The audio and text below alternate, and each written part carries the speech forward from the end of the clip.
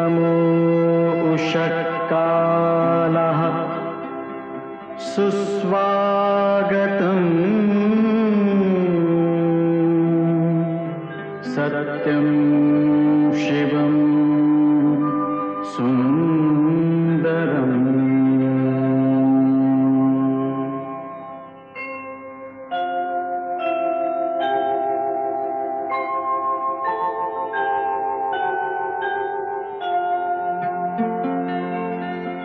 नमस्कार माझा या ज्ञान मंदिरा, सत्यं शिवं सुंदरा, सत्यं शिवं सुंदरा, सत्यं शिवं सुंदरा, सत्यं शिवं सुंदरा, सत्यं शिवं सुंदरा, सत्यं शिवं सुंदरा, सत्यं शिवं सुंदरा, सत्यं शिवं सुंदरा।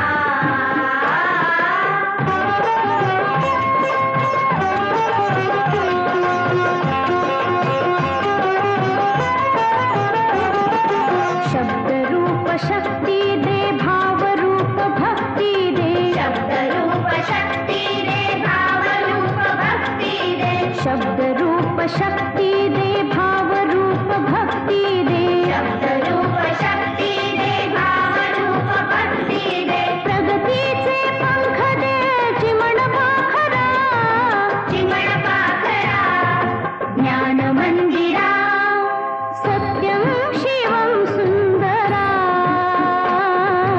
सत्यं शिवं सुंदरा, सत्यं शिवं सुंदरा, सत्यं शिवं सुंदरा।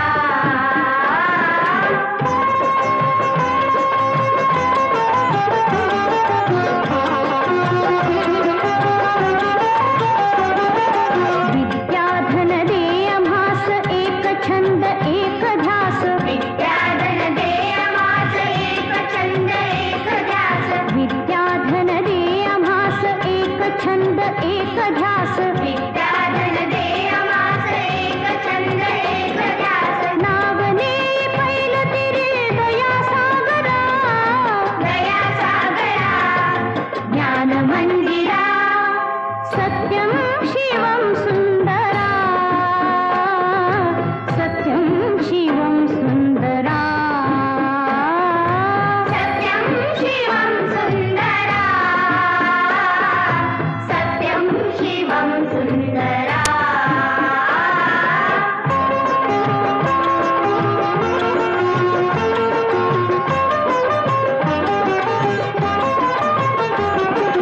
हो आम्ही नीतिमंत, कला गुणी बुद्धिमंत, हो आम्ही नीतिमंत, कला गुणी बुद्धिमंत, हो आम्ही नीतिमंत, कला गुणी बुद्धिमंत, हो आम्ही नीतिमंत, कला गुणी बुद्धिमंत, कीर्तीचा कळस जाय उंच अंबरा, उंच अंबरा, ज्ञान मंदिरा, सत्यं शिवं सुंदरा,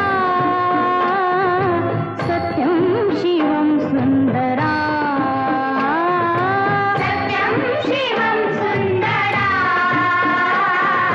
सत्यं शिवं सुंदरा, सत्यं शिवं सुंदरा,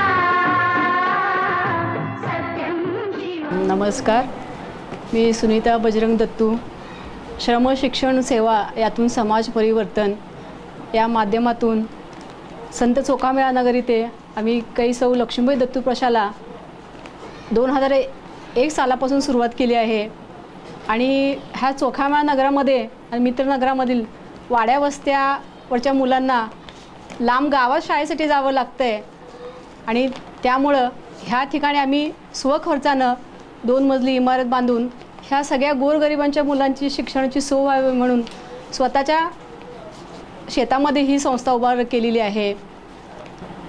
आज शाळेमध्ये 6 विद्यार्थ्यापासून आम्ही 2001 साली शाळा सुरू केली, त्यावेळी 6 विद्यार्थ्यापासून सुरुवात केलेली ही आमची शाळा. 600 विद्यार्थी आज ह्या माझ्या शाळेमध्ये विद्यार्थ्यार्जन करत आहेत.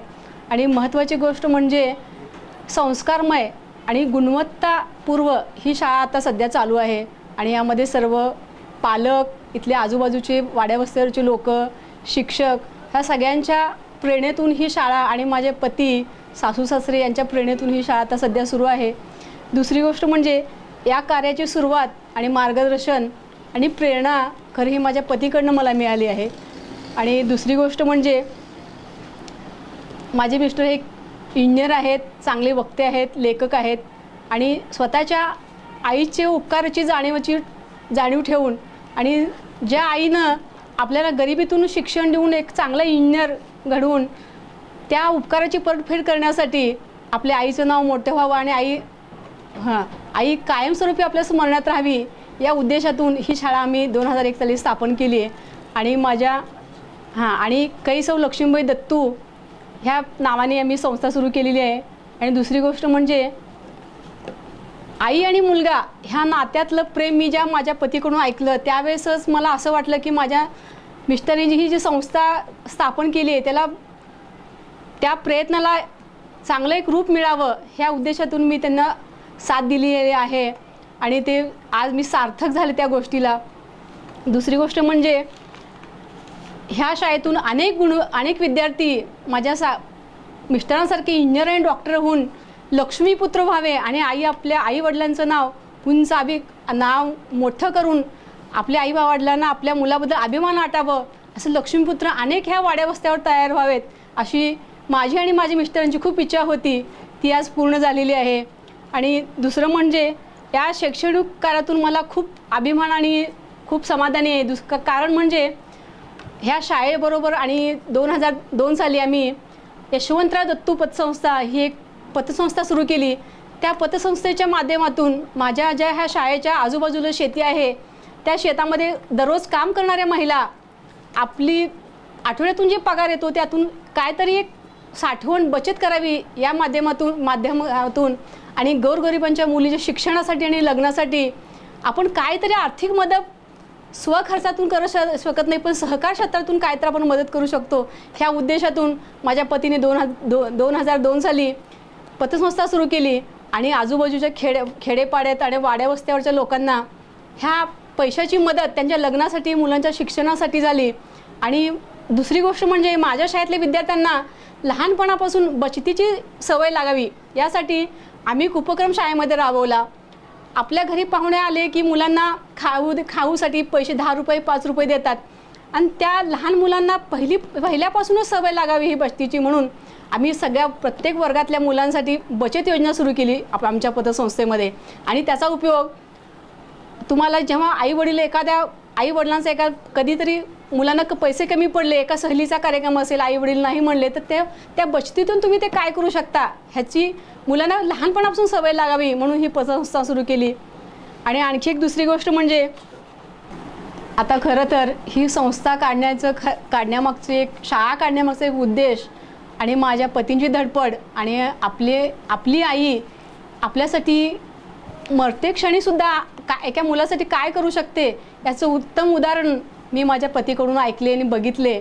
आणि आपली आई जेव्हा माझे सासूबाई जेव्हा मिरजेच्या हॉस्पिटलमध्ये कॅन्सरच्या रोगाने शेवटच्या घटका मोजत होत्या त्यावेळेस डॉक्टरांनी असं सांगितलं ह्यांना आता घरी घेऊन जावा, शेवट ह्यांचा आहे. त्यावेळेस माझे पती इंजिनिअरिंगच्या वालचंद कॉलेजला 2ऱ्या वर्षात शिकवत असताना डॉक्टरांनी सांगितलं घरी घेऊन जावा. त्यावेळेस ते स्टँडवर आले. त्यावेळेस माझ्या सासूबाईंनी आपल्या कमरेच्या कासोट्यातून काढून अंडी विकलेली शेणाच्या गोवऱ्या करून विकलेले पैसे साठवलेले होते ते कमरेच्या कासोट्यातून काढून आपल्या मुलाला दिल्या आणि म्हणाल्या तुझ्या शिक्षणासाठी पैसे कमी पडू नये. मग त्या मातेला मी काय म्हणू. आणि त्या मातेचे उपकार फेडण्यासाठी माझ्या पतीने जी संस्था सुरू केली आणि मग अशा मुलाच्या प्रयत्नांना आपणही साथ द्यावं. असे मुलं आणखी असे आपल्या आईची उपकाराची परतफेड करणारी मुलं अशी माझ्या शाळेत तयार व्हावी ही इच्छा बाळगून ह्या संस्थेला मी पूर्णपणे वाहून घेतली आहे. आणि आज माझ्या शाळेमध्ये ह्या 2024 साली शैक्षणिक वर्षात 84 मुलं विविध स्पर्धा परीक्षेमध्ये राज्यस्तरीय स्पर्धा परीक्षेमध्ये मानांकन पटकवले आहेत. त्याचा मला सार्थ अभिमान वाटतो आणि ही आपण संस्था सुरू केली त्याचा मला खूप अभिमान आणि गर्व वाटतो. आणि ह्या सगळ्यामध्ये माझे जे शाळेतले शिक्षक आहेत ह्या सर्वांचा सिंहाचा आणि मोलाचा वाटा आहे असं मी नमूद करते.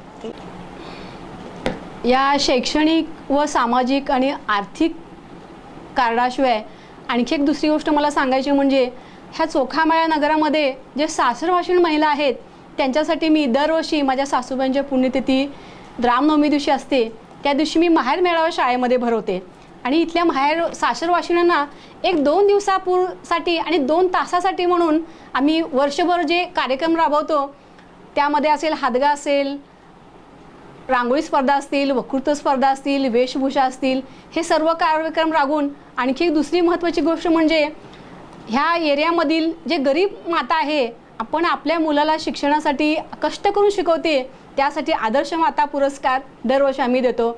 आणि जी महिला आपल्या पतीची साथ नसताना कुणाची साथ नसताना आपल्या मुलासाठी प्रत्येक वेळेस शाळेमध्ये धावून येईल आणि आपल्या मुलं शिकवण्याची जिद्द मनात ठेवील अशासाठी एक हिरकणी पुरस्कार ठेवलेला आहे.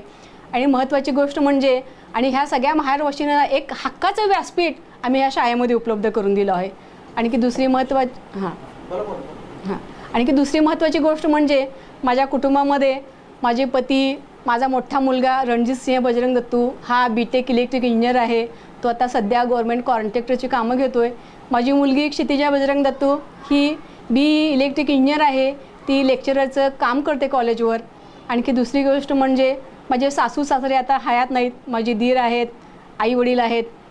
माझ्या या शैक्षणिक सामाजिक आर्थिक कार्याची दखल घेऊन महाराष्ट्र संवाद न्यूजने या वर्षाची मंगळवेढ्याची नवदुर्गा या बहुमानाने मला सन्मानित केले व भविष्यात ह्या सन्मानामुळे मला आणखी स्फूर्ती मिळेल. त्यामुळे मी या महाराष्ट्र संवाद न्यूजची मनापासून आभारी आहे. धन्यवाद. जय महाराष्ट्र.